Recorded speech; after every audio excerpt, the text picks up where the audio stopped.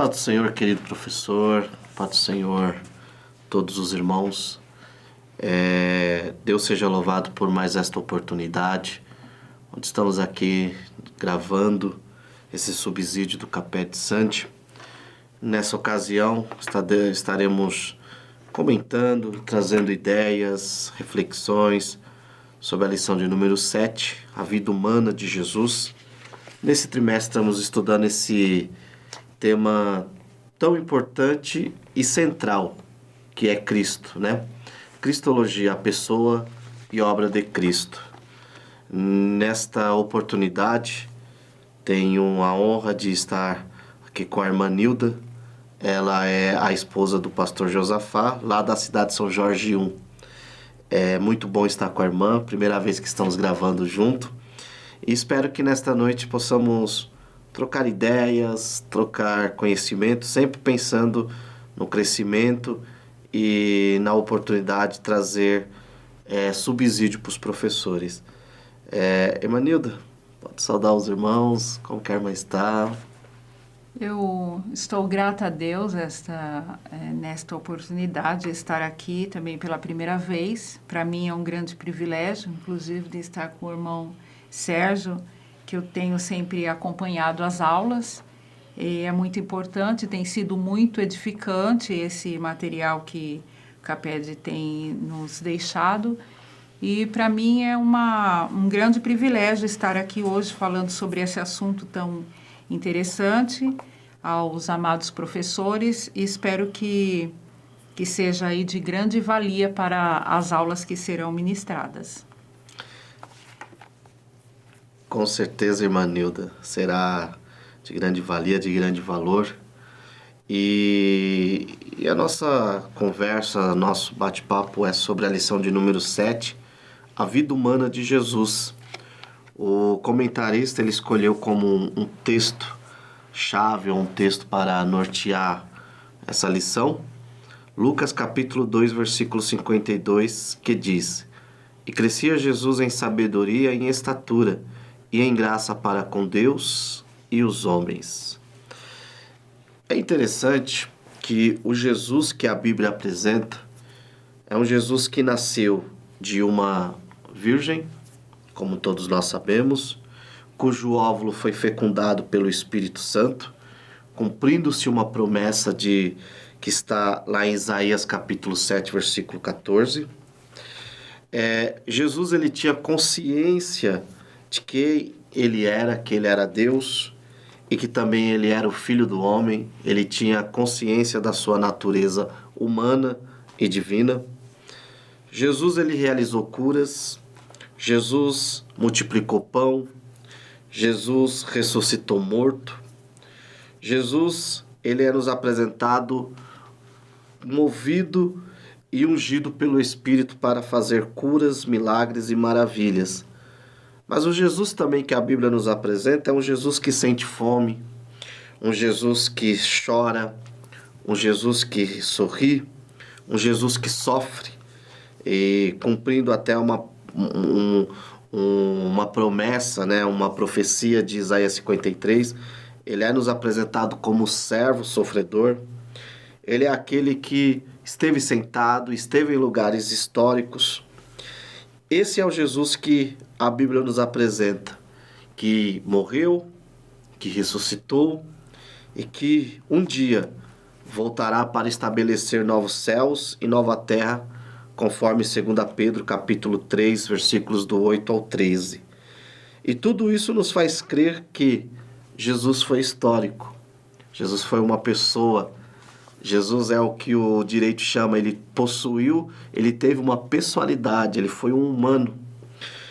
Porém, infelizmente, em algum momento ali na história, em torno do século XVIII, alguns homens mergulhados em sua pesquisa e mergulhados na sua capacidade intelectual e achando que possuíam, que encontraram fontes mais seguras do que a Bíblia, eles começam a duvidar da humanidade de Jesus, e aí aparece um termo novo, né, novo entre aspas, que é a busca pelo Jesus histórico.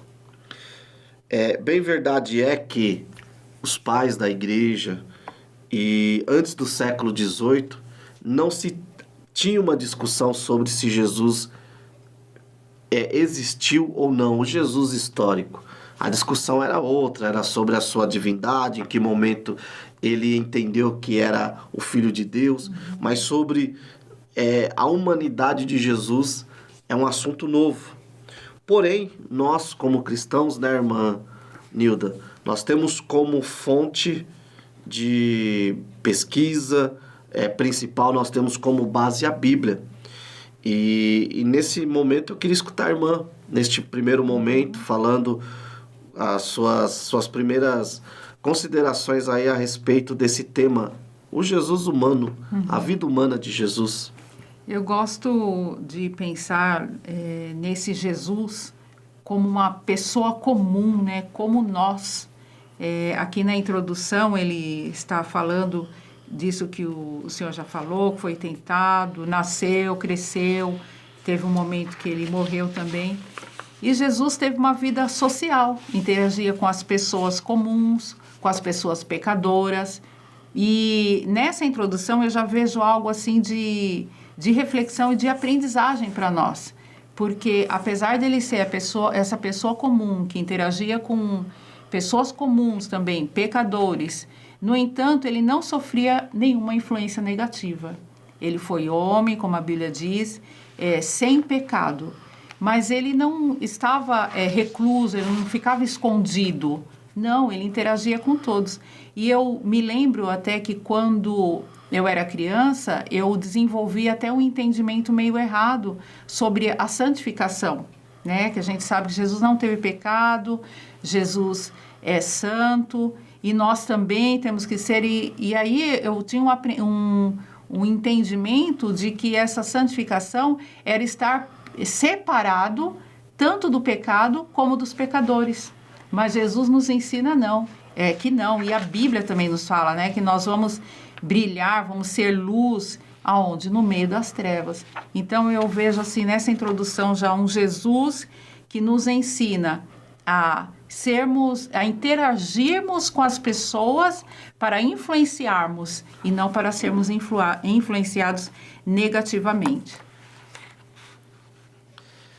É interessante isso que a irmã trouxe, porque, de fato, né, por muito tempo houve esse pensamento de que para ser santo tinha que se isolar da sociedade, né? Inclusive surgiram muitos grupos até no próprio cristianismo primitivo que, não seguindo o exemplo de Jesus, acharam que se aproximariam mais da estatura de Cristo, ou do padrão que Deus queria, de uma santidade, né?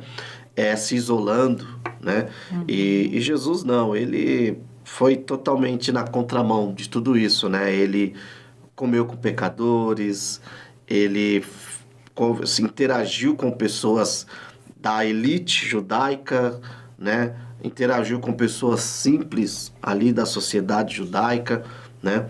Então é muito interessante.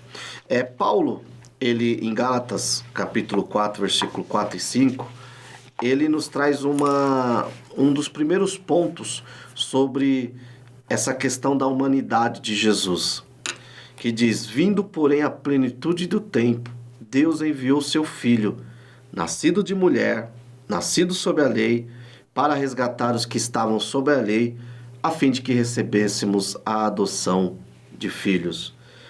Esse texto, ele vai de encontro com o primeiro ponto, a primeira prova bíblica da humanidade de Jesus, que é a sua genealogia. Paulo aqui ele nos apresenta um Jesus nascendo dentro de um contexto, nascido de mulher.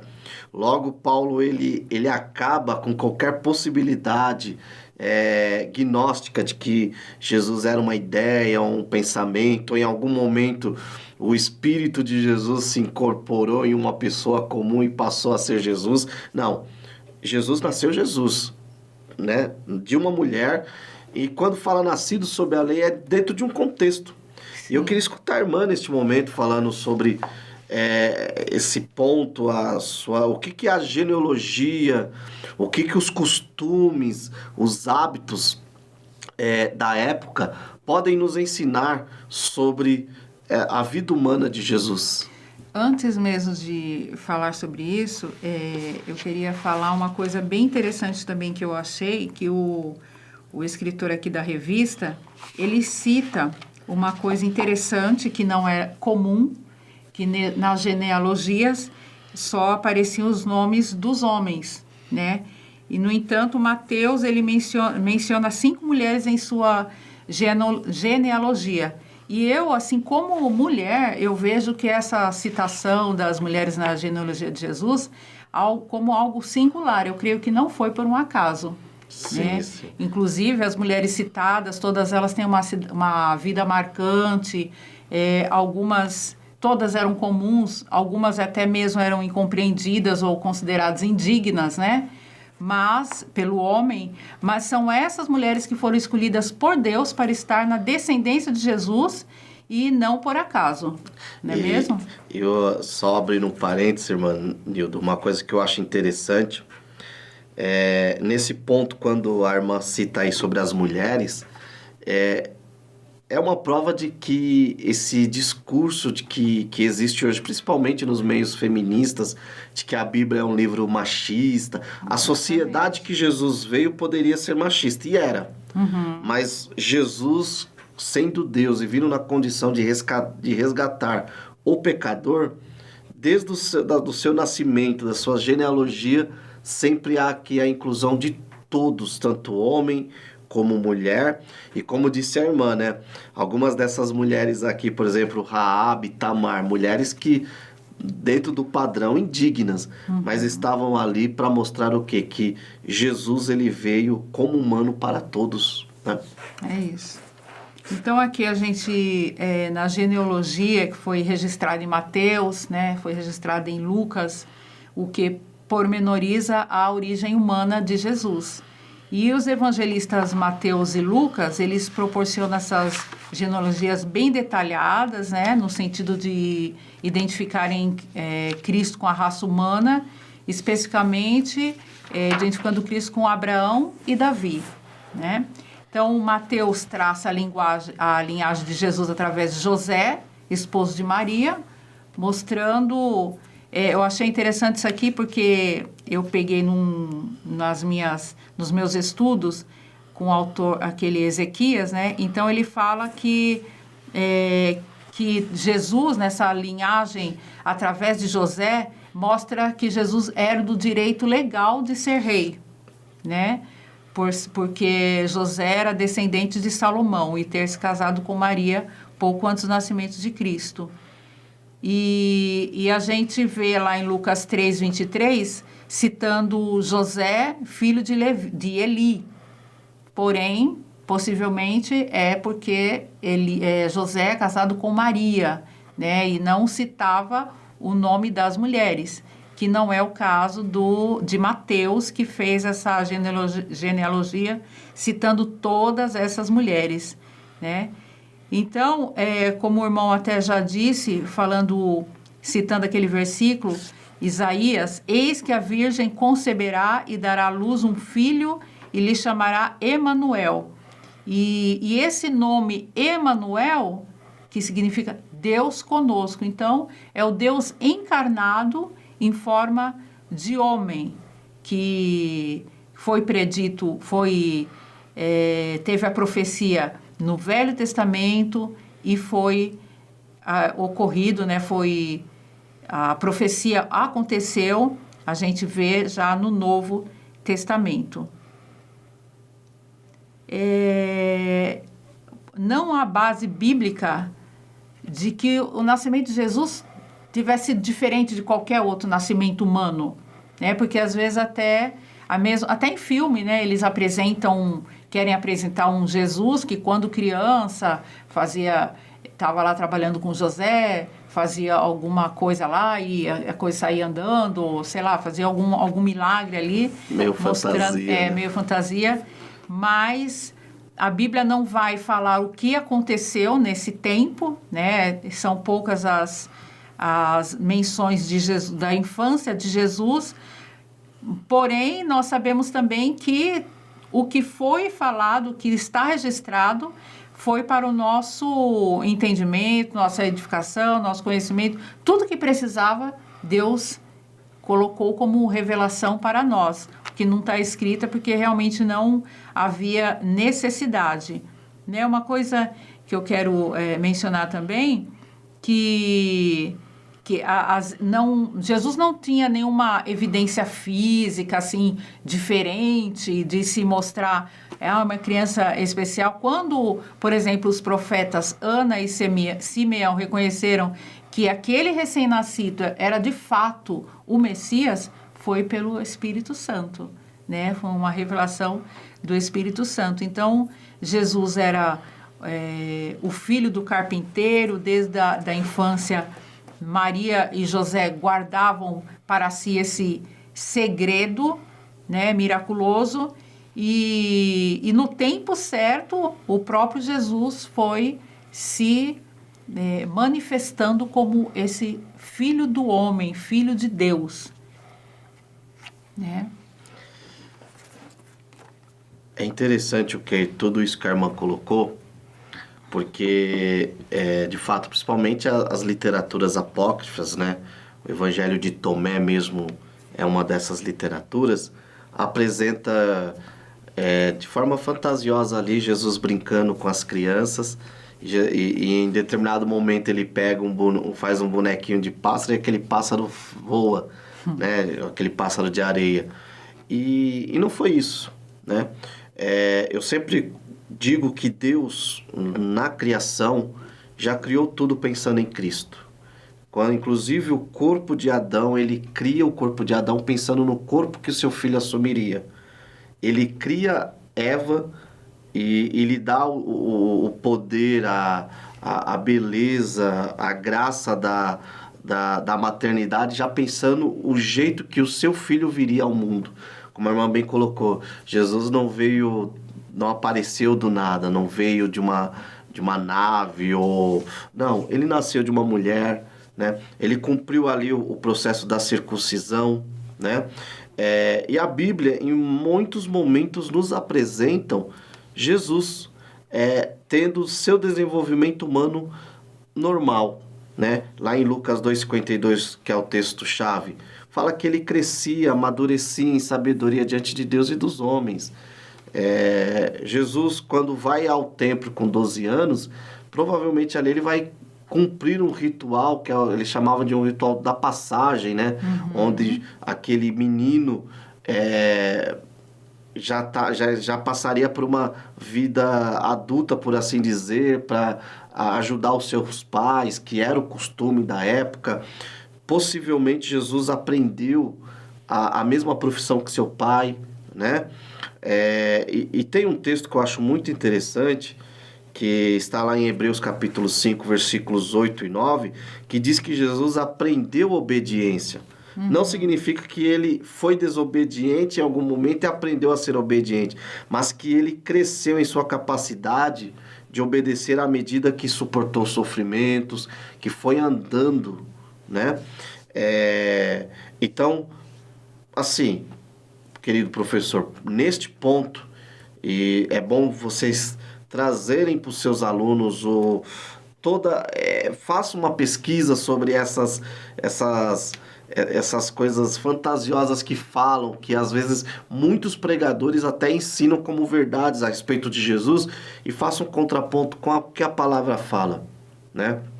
Tente mostrar para o seu aluno que Jesus ele foi um humano, né? E como bem a irmã colocou, a Bíblia não fala o que aconteceu, né? Aqueles, vamos dizer, 11, 10 anos ali de silêncio. Mas creio eu que Jesus foi ali para a escola, foi aprender a lei, foi aprender os costumes e cresceu como uma criança da sua época. Quem sabe brincando, mas sempre com a sua consciência de que ele era o Filho de Deus.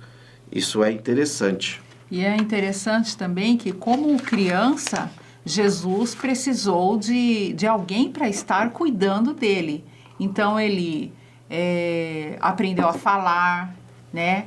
Ele interagia ali com seus pais, Maria e José.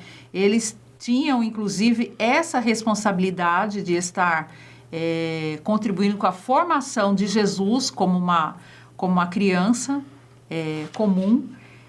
E eu quero também falar sobre algo interessante, uma curiosidade, assim, sobre essa festa, né, da Páscoa, provavelmente a festa da Páscoa, que Jesus foi com os seus pais, né? Uma curiosidade aqui é que não havia uma obrigatoriedade daquelas pessoas que morassem num raio de 25 quilômetros da Cidade Santa. E,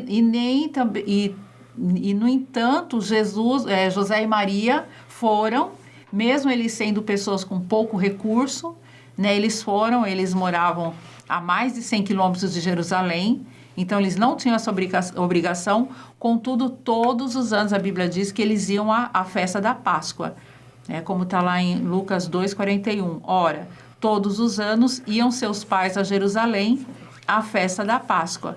E aí o mais interessante é que nesse dia, quando Jesus tinha 12 anos, né, possivelmente ia passar por essa passagem, né, que o irmão mencionou, parece que havia um momento de fazer uma leitura, né, o adolescente a fazer a leitura da Bíblia, do Torá, né?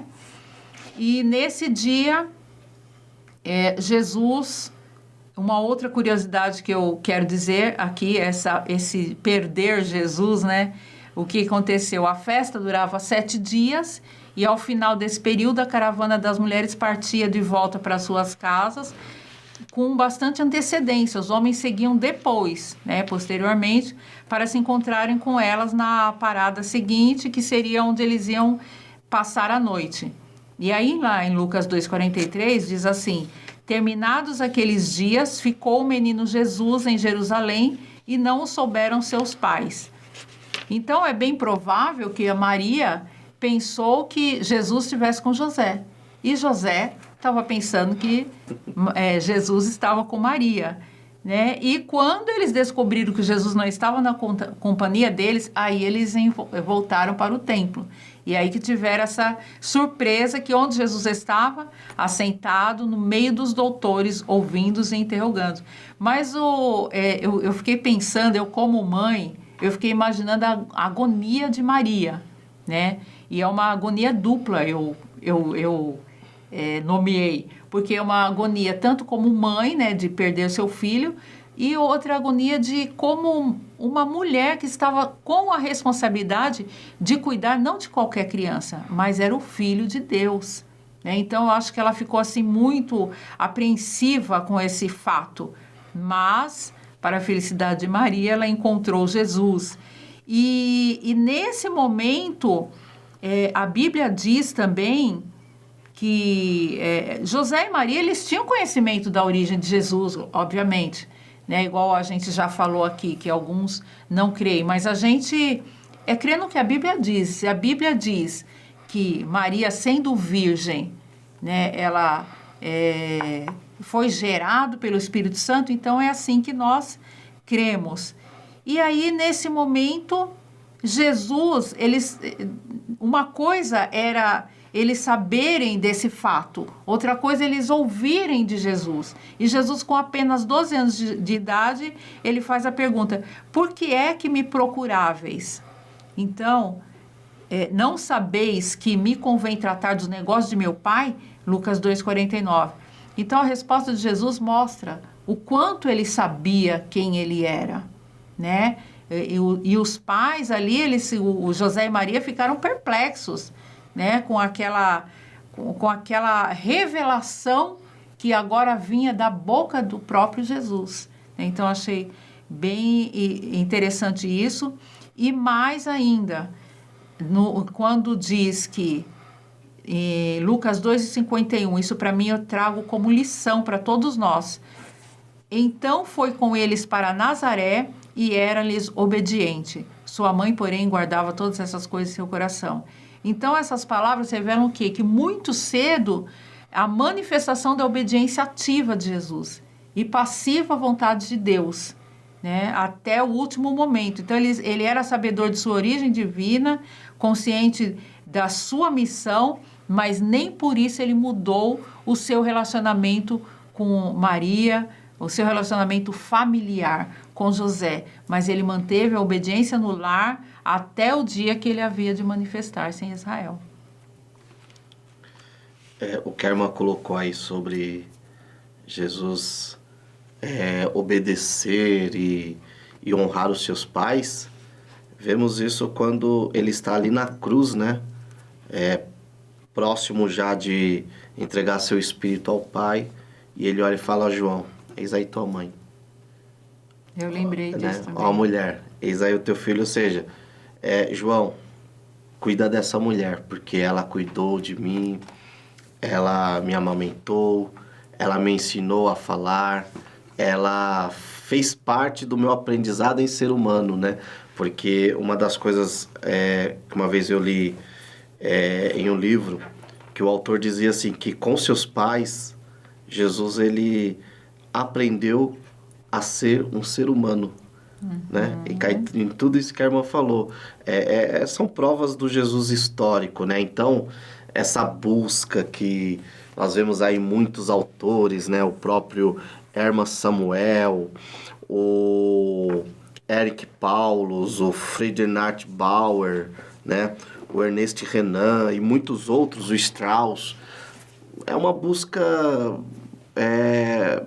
por si só já fracassada, porque eu posso estudar como nós estamos aqui, né, e o professor vai ter a oportunidade de estudar aspectos da cultura, do hábito e situar Jesus naquele momento, como bem a irmã fez aí, né, que seus pais iam todo ano ali. Isso é situar Jesus dentro do seu contexto social e histórico, mas tentar fazer uma busca, uma leitura do Jesus humano ou Jesus histórico, como queira, fora da Bíblia, é um fracasso, porque a maior fonte de pesquisa, a maior fonte que revela que Jesus veio como um ser humano, tinha uma mente humana, tinha um corpo humano, é a Bíblia, né? É a Bíblia. Indo para o nosso segundo ponto aqui, vai falar sobre a tricotomia de Jesus, né? O seu aspecto físico, que já cai muito do que falamos, seu aspecto emocional, espiritual, né? O que a irmã tem a trazer para os professores sobre esse ponto, né? O aspecto físico, emocional e espiritual de Jesus? Então, como a gente já falou, ele foi uma criança comum, nasceu de forma natural como qualquer outra criança, né? E os evangelhos, eles revelam as características, esses atributos característicos do ser humano em Jesus. Como sabemos, todo ser humano nasce de uma mulher. E Jesus, o que a Bíblia nos revela? Que ele foi crescendo gradativamente, né? Tanto em estatura, em sabedoria, a Bíblia diz, né? Menciona. E a gente vê todos esses aspectos que Jesus se entristeceu, Jesus se cansou, Jesus se fadigava, ele experimentou tudo que nós experimentamos, Jesus experimentou. Ele nasceu de uma mulher, embora pela ação do Espírito Santo. O seu parto foi normal, como de qualquer ser humano. Ele cresceu em sabedoria, em estatura, como está lá em Lucas 2,52. Ele sentiu sono, sentiu fome, como está registrado lá depois dos dias que ele fez aquele jejum, né? E que Satanás foi tentá-lo. Então diz que Jesus sentiu fome, sentiu sede, cansaço, sofreu, chorou, sentiu angústia, teve tristeza, teve alegria e teve uma vida social. Ele foi à festa. E o que eu acho interessante também de tudo isso, falando do aspecto emocional, como Jesus reagia diante das situações, das circunstâncias, né? Ele próprio disse que ele era manso, né? A Bíblia diz, vinde a mim todos que estáis cansados e oprimidos, aprendei de mim que sou manso e humilde de coração. Então, Jesus realmente ele era manso, ele era humilde, mas ele não era passivo, de um temperamento assim que não ia falar nada, né? Ia ficar quietinho. Não, quando era necessário, ele falava energicamente, com autoridade, mas ele era equilibrado. Haja vista quando ele chega lá no templo, chutando tudo, chamando os fariseus de hipócrita, ali Jesus ficou bravo. Exatamente. Então, ele demonstrava que ele tinha a reação no momento certo. Mas naqueles momentos que era necessário ele agir sem falar nada, ele também ficava sem falar nada. Ou seja, ele não se desestruturava diante das circunstâncias adversas ou não tomava forma daquele momento. Reagia de acordo com o que era necessário reagir. E o que eu tomo por lição também, é o que diz a Bíblia também, que em tempo de angústia, ele nos deu o exemplo. O maior exemplo de Jesus para nós, que diz lá em Hebreus, durante os seus dias de vida na terra, Jesus ofereceu orações e súplicas em alta voz, com lágrimas, àquele que o podia salvar da morte, que é o que a gente vai falar também no próximo tópico. Mas o que eu quero enfatizar nesse momento é que em tempos de angústia, ele fazia o quê? Ia buscar em quem poderia o auxiliar. E muitas vezes nós não temos isso como exemplo. Eu fico pensando assim, é interessante que Jesus, sendo Deus, né, ele necessitava de um reforço, ele precisava ir em busca disso. E muitas vezes a gente vai nas vias incorretas, procuramos recursos que não vão nos trazer aquilo que realmente nós precisamos. Então, tudo isso é de ensinamento para nós e nos prova o quanto Jesus, enfatizando aqui o tema da lição, né? O quanto Jesus realmente era homem, 100% Deus, como nós sempre dizemos, né? E ainda dentro do assunto do corpo, irmã Nilda, um dos pontos, uma das provas da humanidade e desse Jesus histórico, né, por assim dizer, foi a sua morte. Uhum. Porque um dos pontos que principalmente a teologia liberal ela vai bater muito forte, e até pensamento sobre isso, é de que morreu um homem em Jerusalém qualquer, e aí um grupo de pessoas vai e fala que ele ressuscitou, né? Até o Bultmann não crê numa ressurreição como nós cremos, né? Que Jesus tenha ressuscitado em corpo, e aí é uma das coisas principais e que torna o cristianismo diferente. Jesus, ele vive como humano, ele morre como humano, né? Porque para se parecer conosco, e lá em Hebreus fala que ao homem está destinado a morrer. Jesus tinha que morrer. Uhum. Né? Se Jesus vem e continua aqui, não passa pela morte, a sua humanidade entraria em xeque. Vamos dizer assim, que o diabo poderia olhar para Deus e falar, você manda um representante que não cumpre um dos principais requisitos aí do homem, que é morrer. Só que ele morre e ressuscita também em corpo. E está hoje à direita do Pai em corpo, né? Isso é maravilhoso. Então, o Deus homem, né? Como a Escritura de Lucas sempre apresenta, está lá hoje à destra do Pai, intercedendo por nós, né? Jesus sofreu, né? O texto que a irmã leu de Hebreus, eu acho muito bonito, porque ele fala que Jesus, nos dias da sua angústia, clamou para aquele que podia livrá-lo da morte, e foi ouvido, foi atendido. Aí você fala, tá, mas como assim ele foi ouvido se ele morreu?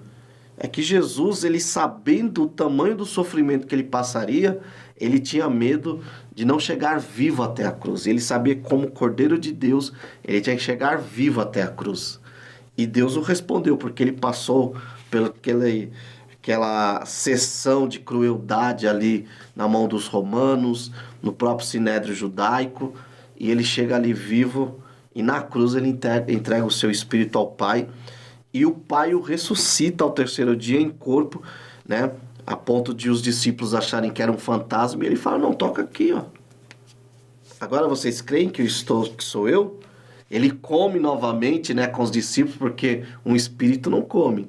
E ele mesmo fala isso, né? Vejam como prova. Um espírito não come, eu estou aqui comendo. Estou comendo. Só que um outro ponto, uma outra prova do aspecto e da humanidade de Jesus é o seu aspecto emocional, né? Ou seja, Jesus também tinha uma alma. Jesus possuía ali suas faculdades emotivas, né? Jesus tinha uma alma que necessitava do Pai. Daqui a pouco veremos que ele orava, mas essa prova de que Jesus possui uma alma fica tão em evidência ali quando o seu corpo reage a tudo aquilo que ele vai sofrer, né? É o que a medicina chama de hematidose, que é o quê? Um abatimento moral, um abatimento emocional tão grande que o seu corpo começa a suar gotas de sangue. Então essa é a prova de que ele possuía um aspecto emocional. É como bem a irmã já colocou, Jesus não ficava à parte dos nossos sofrimentos, né? Quando o seu amigo morre, ele chora. As pessoas tentam encontrar ali, Jesus chorou pela incredulidade. Eu não creio. Eu creio que ali foi o lado humano de Jesus, porque Jesus amava, né? Amava Lázaro. E o seu amigo ali, e vendo o sofrimento das suas irmãs, o sofrimento daquelas pessoas, Jesus chora, demonstrando o quê? Que ele sentia o que nós sentimos diante da morte, né? Quando ele se encontra com a viúva de Naim, ele sente compaixão, né? Ele sente alegria quando ele está discursando e em determinado momento volta os discípulos ali, ele fala que em seu espírito ele se alegra, ou seja, Jesus experimentou os mesmos aspectos emocionais que nós experimentamos por possuir uma alma, né? E eu acho interessante essa parte da tristeza de Jesus, que eu fico imaginar como Jesus deve ter se entristecido também, por exemplo, com a morte de João, né, que ele ficou sabendo.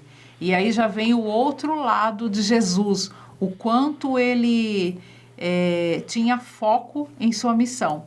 Porque quando a Bíblia relata sobre esse episódio em que Jesus fica sabendo da morte de João, no primeiro momento ele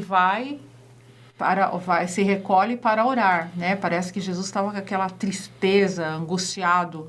Mas no segundo momento ele vê uma multidão como ovelha sem pastor, e aí ele deixa toda a sua angústia, toda a sua tristeza e vai atendê-los, né? Então isso nos dando uma lição, né, irmã Neide? Que nos dando uma lição. Não podemos, como seres humanos, vamos nos entristecer, teremos os nossos dias de glória, os nossos dias de luto, os nossos dias de dificuldade. Você talvez, professor, esteja escutando essa videoaula, preparando a sua aula, mas está passando por um momento de dificuldade. Mas como bem colocou a irmã Neide, irmã Nilda, você tem um Jesus que, como humano, passou por vários momentos, perdeu amigos, porque João Batista, além de primo, era um amigo, né, de Jesus, alguém que o batizou, alguém que primeiro preparou o caminho. E Jesus ali com certeza vai, se isola, ora. Eu acho que como homem ali, o Pai o revigora e ele fala, opa, agora é a minha hora, né? Esse Jesus também ele tem os seus aspectos espirituais, ou seja, Jesus, ele, como um bom judeu, ele tinha as suas práticas, né, de disciplinas espirituais, né? Regularmente Jesus orava, e orava com paixão, né? Marcos 14:36, Lucas 10:21, Hebreus 5:7 mostram Jesus orando com paixão, não é aquela oração morta, né? Não, Jesus que orava com intensidade. Oração só por rotina, né? Exato. Não. E tem uma coisa que eu acho interessante, em Lucas 4:16 nós vemos um Jesus que vai à sinagoga adorar nos cultos, né? Então nós vemos que Jesus ele tinha a prática de ir também na sinagoga, com frequência ele participava dos cultos da sua época. Vemos em um Jesus que praticava a memorização e a leitura das escrituras, né? Um Jesus que, como bem a irmã colocou, tinha os seus momentos ali a sós para orar, né? Nós vemos um Jesus que, por mais que pareça que não, mas Jesus, ele observa o sábado também. Ele é um judeu. Ele não coloca o sábado acima da misericórdia e da graça, mas ele observa, mostrando, está em Lucas 4:16, mostrando que ele estava antenado ao seu tempo. Vemos um Jesus obedecendo às leis cerimoniais do Antigo Testamento, quando em João 8 ele sobe ali para a festa dos tabernáculos, né? Enfim, Jesus tinha suas práticas espirituais também, né, Mani? E essas práticas também sociais e tanto espirituais como dentro da religião também foi algo que ele vivenciou enquanto criança, né? Sim. Com certeza, Maria, José fizeram como a Bíblia mostrava, como a Bíblia ensinava lá em Deuteronômio, por exemplo, tenho marcado aqui, não sei se eu vou achar, mas que falava que era para ensinar em todo o tempo, né? A criança ao levantar, ao se deitar, e com certeza eles tinham essa prática que também serve para nós como com os nossos filhos, né? Que imagine o Jesus dando essa importância apenas enquanto adulto. Não, ele foi ensinado desde lá de criança essa prática de orar, essa prática de ler a Bíblia, essa prática de estar na sinagoga para adorar. Então, assim também nós devemos ensinar para os nossos filhos, né? Ler a Bíblia com eles, orar com eles, estar com eles dentro da igreja para adorar a Deus. E Jesus tinha essa prática, né? Jesus cresceu assim, e enquanto adulto, ele demonstrou para nós a necessidade de orar sempre. Ora, se Jesus, sendo Deus, ele tinha uma prática de orar sempre, né? Então, que dirá nós? Como temos essa necessidade de estarmos em tudo, nessa comunicação diária com Deus, nesse relacionamento diário com Deus.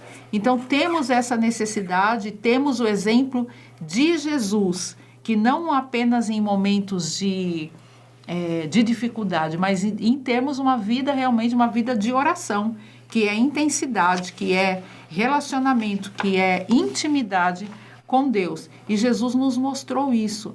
E aí, ele ensinou também aos discípulos, né, como o irmão colocou aqui, ele ensinou aos discípulos a orar. Ele orava por coisas comuns, orou pelas crianças, orava para que os milagres acontecessem, orou no Getsêmani. Então, é a nossa prática também de orar. Ele orou lá na ressurreição de Lázaro. Orava, né? Pelos alimentos. Então, realmente nos dando esse exemplo de que nós temos também que ter essa prática de oração, sentimos essa necessidade e usufruirmos do benefício, porque só quem sabe do benefício que é ter essa vida de oração é quem realmente ora, né? E quem não faz ainda, então comece a fazer, né? Incentive os seus alunos a terem essa vida de oração, que a gente ora para aprender, para usufruir. Não é usufruir primeiro o relacionamento com Deus para depois orar. Não, é orar para usufruir esse relacionamento de intimidade com Deus. E mais uma vez, Emanilda, a irmã foi cirúrgica, né? Citando aí, com certeza, a influência dos pais de Jesus, enquanto Jesus humano, ali, enquanto criança, para essa prática devocional de Jesus, tanto que lá em Mateus 13, 54 a 57, diz assim, ó, e chegando à sua terra, ensinava-os na sinagoga, de tal sorte que se maravilhavam e diziam, de onde vem esta sabedoria e estes poderes miraculosos? Aí é onde eu falo a importância. Não é este o filho do carpinteiro? Né, apontando para o seu pai. Não se chama sua mãe Maria? E seus irmãos Tiago, José, Simão e Judas? Não vivem entre nós todas as suas irmãs? De onde lhe vem, pois, tudo isto? Escandalizavam-se nele. Jesus, porém, lhe disse, não há profeta sem honra, senão na sua terra e na sua casa. Né? Então, assim, a família de Jesus era conhecida. O próprio Jesus nos dá a entender que era conhecido ali pelo círculo daqueles que estavam na sinagoga, né? É maravilhoso. Já indo aqui para o final da desse bate-papo, e temos tantas coisas para falar, mas quais as implicações dessa humanidade de Jesus, né, de Cristo para nós? Eu penso que a sua natureza, quando a Bíblia revela a sua natureza humana, eu acho que a primeira implicação é, por ele ter vindo como homem, possuir uma humanidade, ele verdadeiramente pode ser, como foi, um sacrifício substitutivo pela raça humana, né? Lá em Hebreus 2,17 diz, por isso mesmo, convinha que em todas as coisas se tornasse semelhante aos irmãos, para ser misericordioso e fiel sumo sacerdote nas coisas referentes a Deus e para fazer propiciação pelos pecados do povo.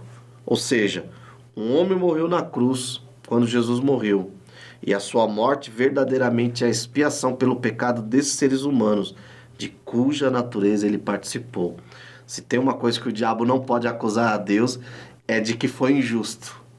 Porque o próprio Jesus, quando ele exclama, Deus meu, por que me desamparaste? Porque ali ele estava como homem, em toda a sua plenitude. Ali ele estava plenamente homem. Não tinha o Espírito. Deus Pai lhe dá alguns momentos de alívio quando Cirineu o ajuda a chegar até o Calvário, né? Mas ali ele enfrentou como homem, né? Eu acho que essa é a primeira implicação. A outra implicação é o vislumbre de como seríamos se Adão e Eva não tivessem pecado. Porque Jesus, ele foi tentado, né, como Adão e Eva foram tentados em tudo. Penso eu, Irmanilda, que as tentações de Jesus foram até piores. Também né? penso. Mas não que ele não pudesse suportar como homem, mas ele não sucumbe, ele não se prostra diante da tentação, e ele vive um humano santo, um humano perfeito. É um vislumbre de como nós seremos na eternidade. O corpo incorruptível, aquele plano primeiro de Deus cumprido em Jesus, e Jesus ele dá aos seus irmãos, no caso nós, aos seus semelhantes, né, essa graça também de ser participante desse corpo incorruptível que assumiremos na glória, né? Havia essa necessidade, né, de Jesus passar por tudo isso. Não tinha como ele não ser homem. Ele tinha que vir aqui como homem para que nós nos tornássemos... O Filho do Homem se tornou homem para que nós nos tornássemos filhos de Deus. Maravilhoso. Né? É muito maravilhoso isso. E eu acho que, como conclusão, assim, como eu tiro para nós... enfatizando também esse Hebreus a seguir, né? O irmão falou de Hebreus 2,17. E o 18 porque tendo em vista o que ele mesmo sofreu quando é tentado, ele é capaz de socorrer aqueles que também estão sendo tentados. Então, isso é algo de grande preciosidade para nós, sabermos que nós temos limitação, não somos como Jesus, né? Somos como Adão e Eva, né? Cedemos às tentações, mas quando temos esse compromisso com Deus, Ele é capaz, sim, o Jesus que veio aqui e sentiu tudo isso, Ele é capaz de nos socorrer quando também estamos sendo tentados. Graças a Deus por essa... Estamos chegando ao final, né, dessa gravação, dessa videoaula. Agradeço a Deus pela vida da irmã Nilda, foi muito bom gravar com a irmã. A irmã trouxe comentários, pensamentos aí, com certeza serão de grande valia aí para os professores. E como eu sempre digo, o nosso propósito aqui é apontar caminhos, né? Então, querido professor, você tem aí vários pontos a pesquisar. A irmã Nilda nos trouxe aqui um ponto sobre a cultura, sobre a infância, a importância dos pais de Jesus, né? Você pode também se aprofundar nessa discussão do Jesus histórico que aconteceu ali, começou no século XVIII, né? E teve o seu ápice ali na teologia liberal, né? E acima de tudo, você tem a oportunidade de usar a palavra de Deus para mostrar ao seu aluno que, como disse bem a irmã Nilda, que está sendo tentado, seu aluno que está passando por provação, de que ele tem um sumo sacerdote, alguém que neste momento é capaz de entendê-lo, porque se fez carne, aprendeu conosco, viveu aqui conosco e hoje está lá à destra do Pai intercedendo por nós. O desejo do meu coração, creio também que é o desejo do coração da irmã Nilda, é que Deus possa enriquecer a sua aula e que você seja muito abençoado e que Deus possa te abençoar em nome de Jesus. Amém.